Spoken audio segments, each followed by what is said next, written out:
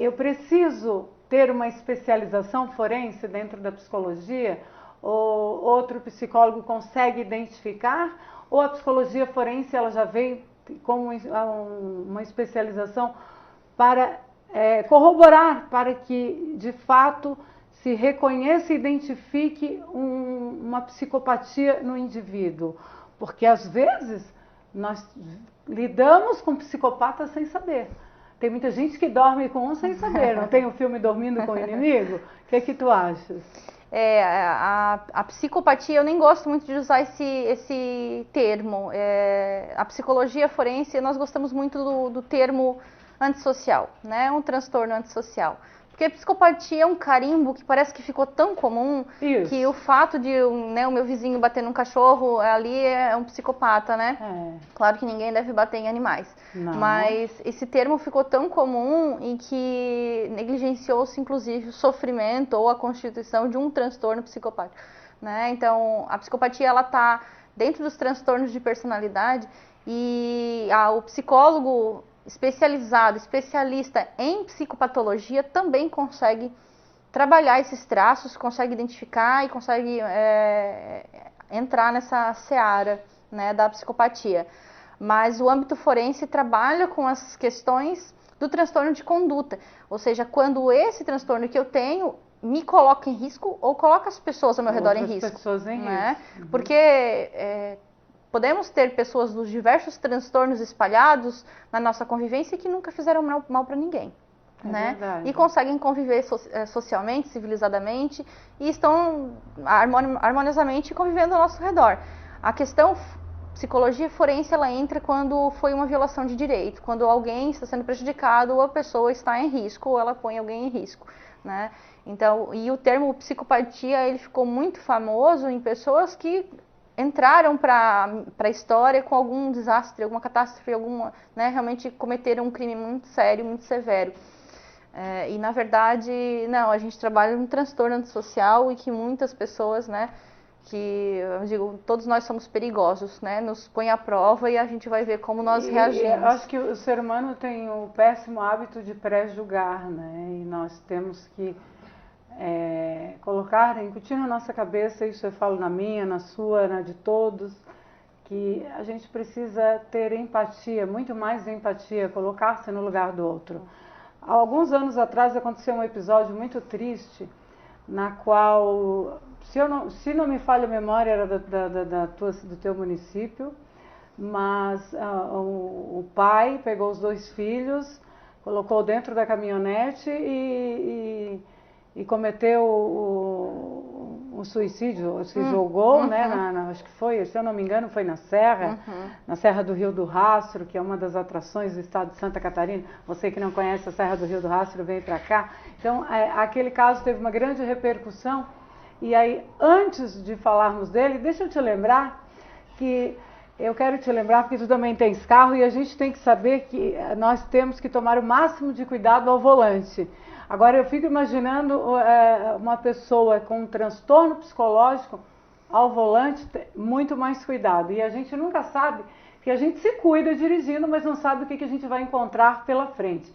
Por isso, proteja o seu veículo com Star Proteção Veicular, que é a Associação de Benefícios, uma das associações de benefícios que você pode encontrar em todo o estado de Santa Catarina. E olha, gente, são mais de 70 Stars, a maior do sul do país, tem Paraná, Santa Catarina e Rio Grande do Sul, em várias cidades espalhadas por esses 3 estados, você encontra Star, Associação de Benefícios. Na hora de proteger seu veículo, não pense 2 vezes. Star, Associação de Benefícios. Meu veículo é protegido, o teu é? Também. Sempre, né? Agora, este caso teve uma grande repercussão, tu lembras? E muitas pessoas, e às vezes as pessoas dizem assim, ele estava, será que tinha usado droga? O que passou na cabeça dele? A gente nunca vai saber, né? O que aconteceu de fato, o desespero dessa pessoa, porque eu penso que tem que estar muito desesperado, está no auge assim do desequilíbrio, para ter a coragem, eu não digo que nem isso é uma covardia, para ter a coragem de colocar 2 filhos numa caminhonete e se atirar de um penhasco, jogar o carro num penhasco? A psicologia forense, ela tem um braço muito importante nesses casos de homicídio, suicídio, né? Onde o ato criminoso em si, a pessoa mobilizadora disso, ela não está ali para dar essas respostas, que é a autópsia psicológica, né? E que nesse caso, se eu não me engano, acho que ela não se fez presente a autópsia, não foi um recurso utilizado para identificar isso. Mas é um ser humano mobilizado por um sentimento de dor, né? E que não foi assistido devidamente. Exatamente. Porque se ele tem uma assistência devida, tem uma compreensão dessa dor e consegue se apoiar para tomar uma decisão a respeito do lugar onde ele deve colocar essa dor, né? Ele acabou levando os filhos juntos, né? E esse caso, infelizmente, ele incita muitas outras dores, né? Exatamente. E nós não somos acostumados a receber essa dor com naturalidade, isso vai nos chocando, né? Cada vez mais, né? E isso, né, até diz assim, tem muitos colegas que dizem assim, para o mundo que eu quero descer, né? Porque... Eu sempre digo, para o trem que eu quero descer, né? É a situação que eu fico. Porque às vezes a gente se depara com coisas, com tantas barbáries, parece que não é desse mundo. Eu digo, gente, o que está acontecendo? Vou parafrasear o Nando Reis, né? O mundo revirou do avesso e ninguém reparou. Mais ou menos isso. Eu penso que talvez seja isso. O que está acontecendo? As pessoas estão perdendo seus valores? Em que parte da vida se perdeu? O que ficou lá atrás? O que está guardado? Porque o corpo fala e nós somatizamos. E o que fazer para não somatizar?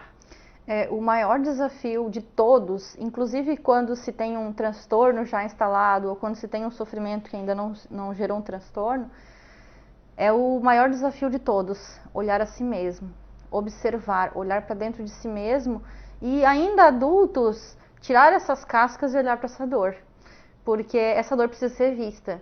Porque quando a gente esconde essa dor, é como se tivesse um band-aidzinho por cima, eu preciso tirar esse band-aid, preciso olhar essa dor, preciso colocar remedinho nela, para eu não precisar mais dessa casca, dessa proteção, né? E esse é o maior desafio, porque nós temos medo de nós mesmos, a gente não consegue lidar com aquilo que a gente pode encontrar. E por isso que existem tantos profissionais disponíveis para ajudar em cada área específica da nossa vida, né? Então nós não estamos sozinhos, mas parece que a gente não consegue ainda assim buscar ajuda, né? Será que principalmente as pessoas que mais precisam são aquelas que mais se esquivam diante desses profissionais? Que vão justamente ajudá-los, né? É muito esse processo de dor, né? Quando a gente está com dor, a gente se encolhe, a gente fica encolhidinho, né? E esse fato de quando a gente percebe que ali tem uma luz, um caminho aberto, a gente se sente mais encorajado.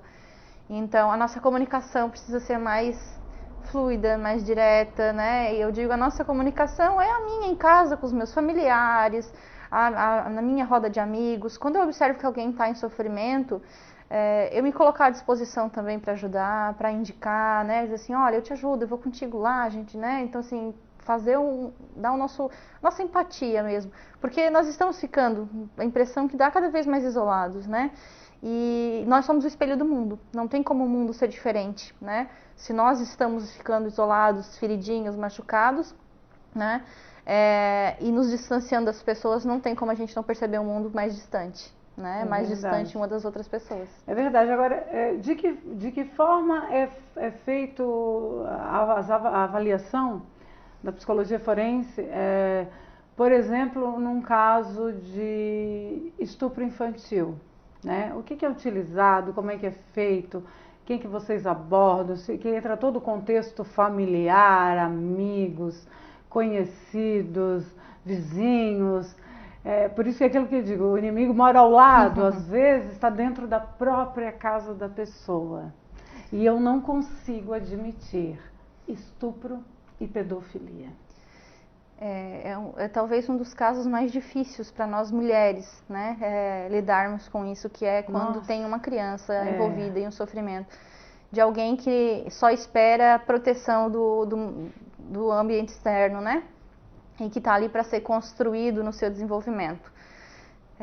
Quando nós somos incitados pelo Poder Judiciário para fazer uma avaliação ou por uma das partes em si para comprovar uma existência aí de uma violência, de um abuso, enfim, nós avaliamos a criança, o estado emocional dela, as características que ela tem. E na maior parte das vezes as denúncias que chegam, a criança ainda é muito pequenininha, então assim, ela ainda não tem uma fala estruturada, né? Que vai através do brincar terapêutico também. Nós temos instrumentação através do brincar terapêutico, que o brincar fala, o corpo fala também desde o nascimento, né? Mas a investigação perpassa todos os atores daquele ambiente do lar, né? Então, avaliamos mãe, avaliamos pai, avaliamos irmãos, né? Fazemos a visita domiciliar, entrevistamos o contexto familiar. Quando tem crechezinha também, né? Então visitamos o seio social dessa criança para juntar informações suficientes para respondermos por sinais.